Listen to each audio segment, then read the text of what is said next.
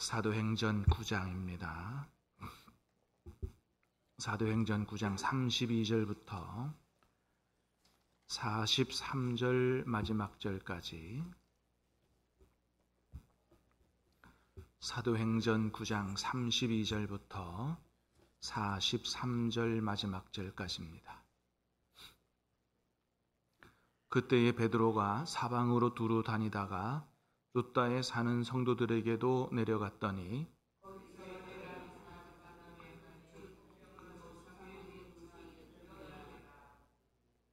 베드로가 이르되 에니야야, 예수 그리스도께서 너를 낫게 하시니 일어나 내 자리를 정돈하라 한데 곧 일어나니,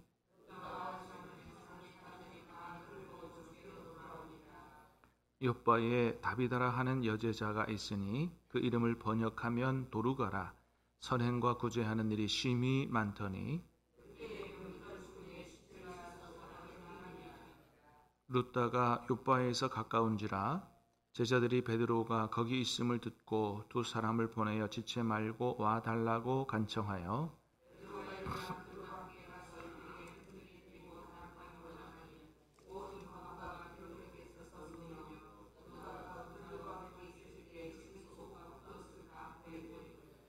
베드로가 사람을 다 내보내고 무릎을 꿇고 기도하고 돌이켜 시체를 향하여 이르되 다비다야 일어나라 하니 그가 눈을 떠 베드로를 보고 일어나 앉는지라.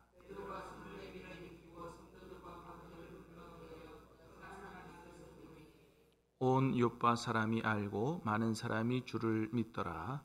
베드로가 욥바에 여러 날 있어 시몬이라 하는 무두장이의 집에서 머무니라. 아멘. 자, 오늘 말씀부터 12장 24절까지는 바울의 이야기를 잠시 멈추고 베드로의 이야기가 기록이 되어 있습니다. 그래서 소위 이 부분을 베드로의 행전이다 이렇게도 이야기하는데, 자, 베드로가 어떤 일을 했는가, 성령께서 베드로를 통해서 어떤 일을 하셨는가가 기록되어 있습니다. 자, 오늘 본문의 내용은 베드로가 룻다에 가서 에니야라고 하는 사람을 고치는 사건이고, 또 하나는 욥바에 가서 죽은 다비다를 살리는 그 두 가지 내용이 기록이 되어 있습니다. 자, 32절부터 35절까지 한번 다시 보겠습니다. 시작.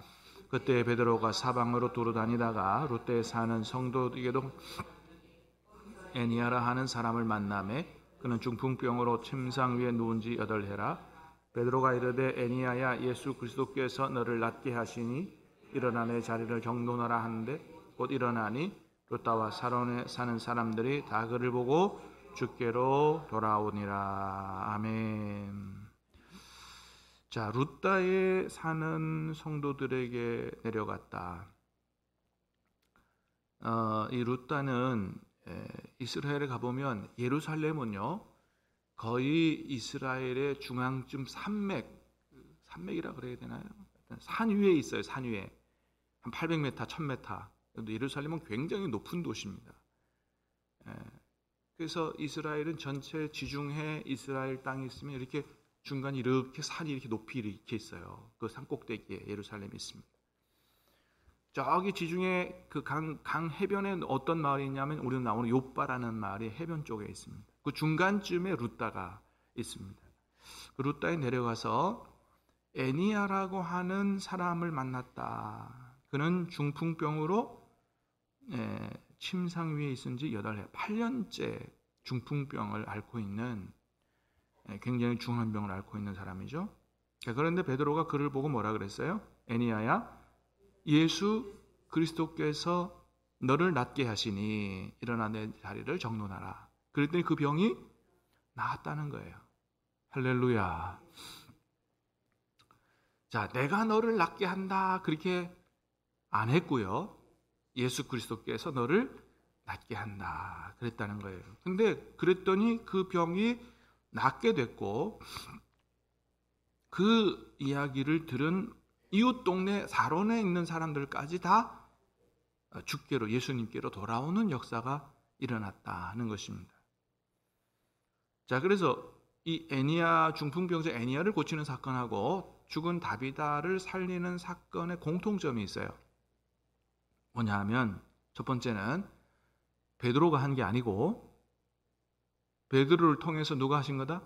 예수님이 하신 거다. 자, 애니야 사건은 봤죠? 예수 그리스도께서 너를 고치신다, 치유하신다. 그죠? 예. 자, 40절 한번 볼까요? 40절. 다비다를 살리는 사건입니다. 시작. 베드로가 사람을 다 내보내고 무릎을 꿇고 기도하여 돌이켜 시체를 향하여 이르되 다비다야 일어나라 하니 그가 눈을 떠 베드로를 보고 일어나 앉는지라. 자, 다비다를 살릴 때 어떻게 했어요? 무릎을 꿇고 기도하고 돌이켜 시체를 향하여 말했다 이거예요. 그러니까 이거는 베드로가 살린 게 아니고 누가 살린 거다? 베드로의 기도를 들으신 예수님이, 하나님이 살린 거다는 사실을 말해주는 거죠. 그렇습니다. 그리고 또 이 사건을 본 많은 사람들이 어떻게 했다고요? 42절 보니까 시작. 온 요빠 사람이 알고 많은 사람이 주를 믿더라. 주님께로 돌아오게 됐다는 것입니다. 여러분, 요게 이렇게 되는 게 이게 주님이 하시는 일이에요. 어떤 기적을 일으켰어요. 병을 고쳤든지 죽은 사람을 살렸든지. 사람이 높아진 게 아니고 베드로가 높아진 게 아니고 예수님이 높아지고 그래서 수많은 사람들이 예수님 믿고 예수님께로 돌아오는 이런 일들이 바로 주님께서 하시는 일이다라고 하는 겁니다. 그래서 오늘 본문을 통해서 분명히 알 수 있는 건 뭐냐 하면 예수님께서 십자가에 돌아가시고 3일 만에 부활 승천하시고 나서 예수님이 이 땅에 인간의 몸을 입고 계실 때 많은 사람을 고치시고 죽은 사람 나사로도 살리시고 그죠? 병을 고치고 사람 살리는 일을 하셨는데 그런 일이 예수님 부활 승천 이에 다 끊어진 게 아니고 그 이후에도 사도들을 통해서 성령을 통해서 계속해서 일어나고 있다라고 하는 사실을 보여주는 거예요. 그러니까 예수님이 지금 부활 승천하셨다 그래서 예수님이 하시던 일이 끊어진 게 아니고 누구를 통해서 계속 하신다?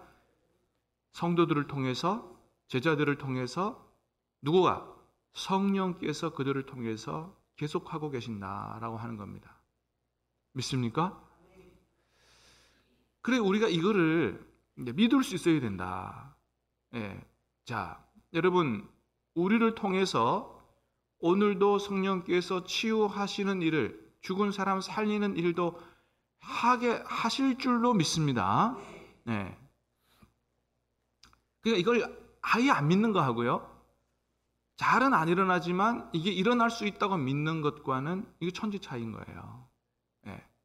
여러분, 오늘도 주님께서 저와 여러분의 병도 고치시고 또 우리를 통해서 다른 사람의 병도 고치시고 맘만 먹으시면 죽은 사람도 다시 살리실 줄로 믿습니까?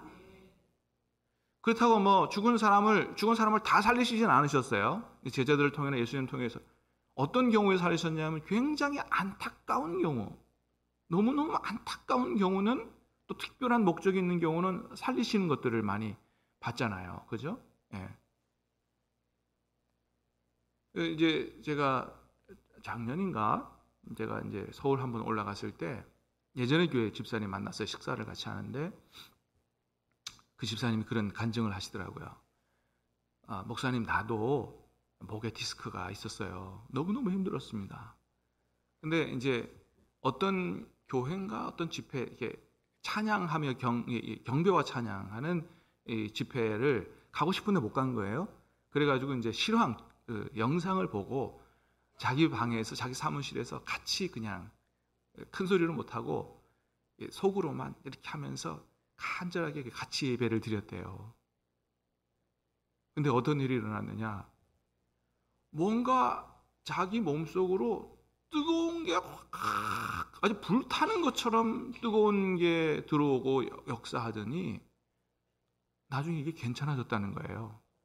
할렐루야. 그리고 그 이후로 이 병이 나서 병원에 안 간다고 간증을 하더라고요.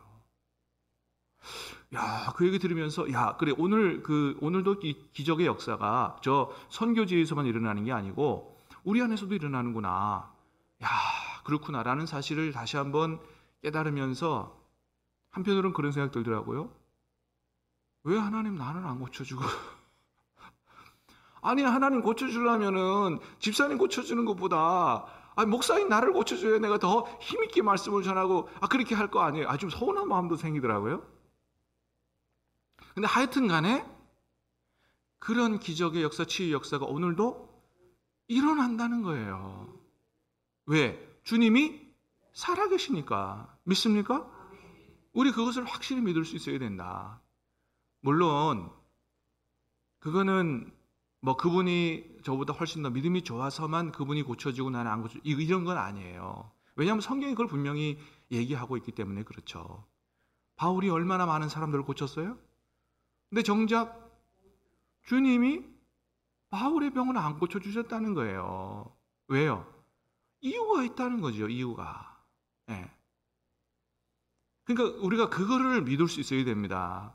주님이 얼마든지 내 병도 고치실 수 있는데 몇 번 간절히 구했음에도 불구하고 안 고쳐주시면 뭔가 고쳐지는 것보다 더 깊은 하나님의 뜻이 있음을 믿고, 그러니까 내 병을 고칠 수만 있다는 것만 믿는 게 아니고 그것보다 더 귀한 뜻이 있음을 믿고 받아들일 수 있는 것이 사실은 더 큰 믿음인 거예요. 여러분, 중요한 것은 내 병이 고쳐지는 게 아니고 주님의 뜻이 우리 안에 이루어지는 것이 훨씬 더 중요한 것인 줄로 믿습니다. 이게 귀한 믿음인 거예요. 그렇습니다. 그래서 여러분, 병 치유를 위해서 여러분 기도하시기 바랍니다.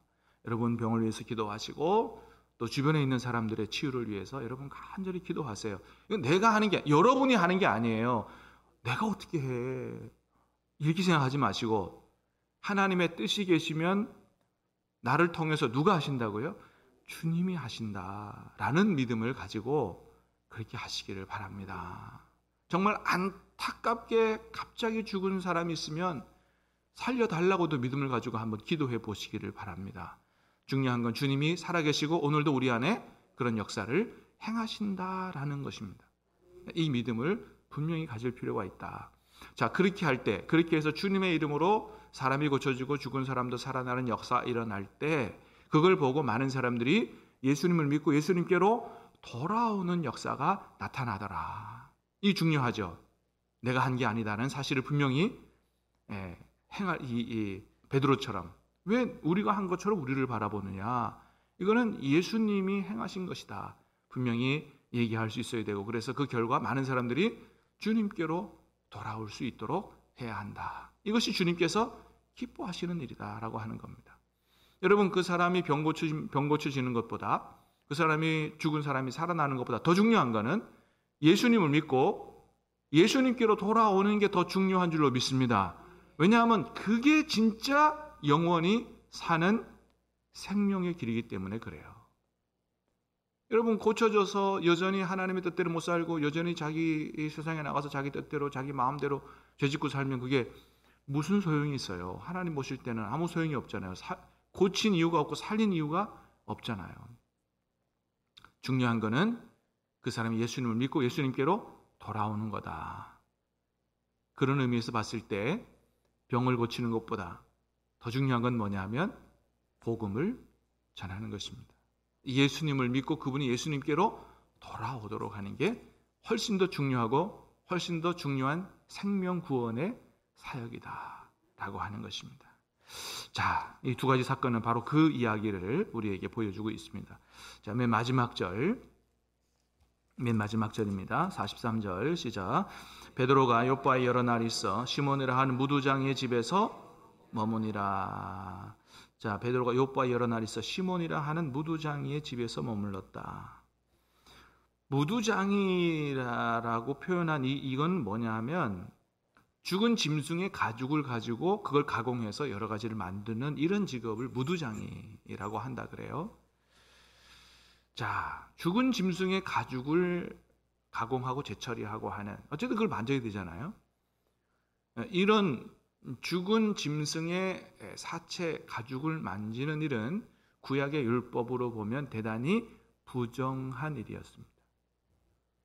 그러니까 율법을 지키고 정결하고 거룩하게 살아가려고 하는 베드로는 이런 사람의 집에 가서 이런 사람과 어울리면 사실은 안 되는 거였습니다. 부정하게 되니까.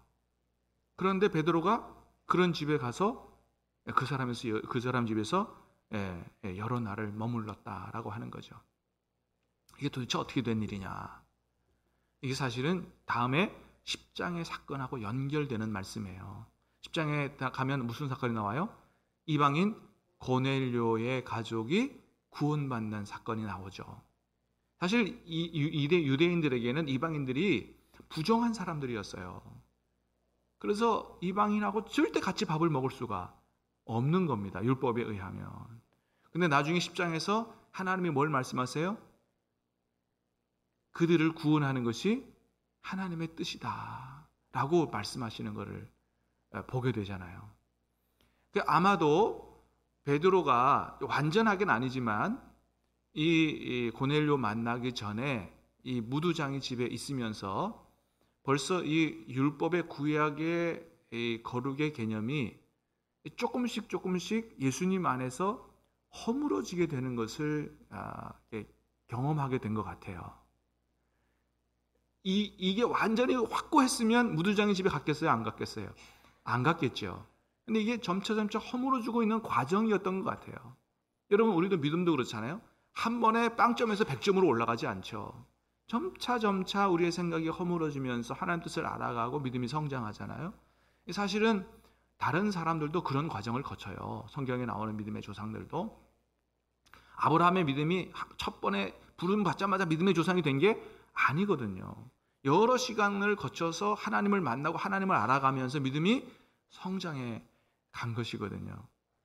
그래서 이제 이런 과정을 거쳐서 그 다음에 고넬료의 가족을 구원하면서 하나님의 뜻을 확실하게 알게 됩니다. 이방인이 부정한 게 아니고 하나님이 이방인들을, 그런 사람들을 구원하기를 원하신다는 사실을 확실히 깨닫고 이 고넬료의 가족을 구원하는 이방인 구원의 효시가 됩니다. 베드로가 잘한 게 뭐냐?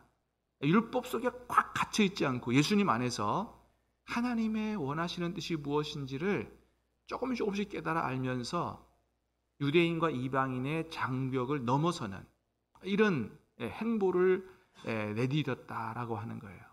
그래서 이 부정한 사람 무두장이의 집에 가서 여러 날 있은 것이 결국 이방인 구원에 귀하게 쓰임받는 그런 사람이 되게 됐다라고 하는 것입니다. 여러분, 오늘날도 이 세상 살아가면서 사람들이 많은 장벽을 만들고 그걸 가지고 차별합니다. 얼마나 많은 장벽과 차별이 있는지 몰라요.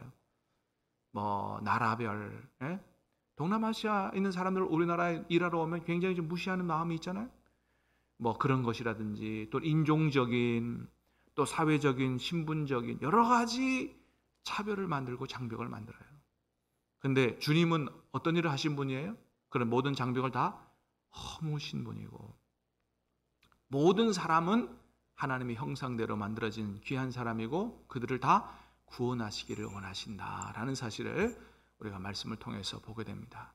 세상 사람들은 그룹을 만들고 세력을 만들고 장벽을 만들고 이렇게 하지만 저와 여러분들은 예수님 닮아서 어디 가든지 사회적, 인종적, 신분적 모든 차별, 장벽을 허물고 예수님 안에서 복음으로 하나 되는 이 땅에 하나님의 나라를 이루어가는, 저와 여러분 때문에 우리나라 사람만이 아니고 흑인도 동남아시아 사람도 다 복을 받게 되는 그런 아름다운 역사가 일어날 수 있게 되기를 주님의 이름으로 축복합니다.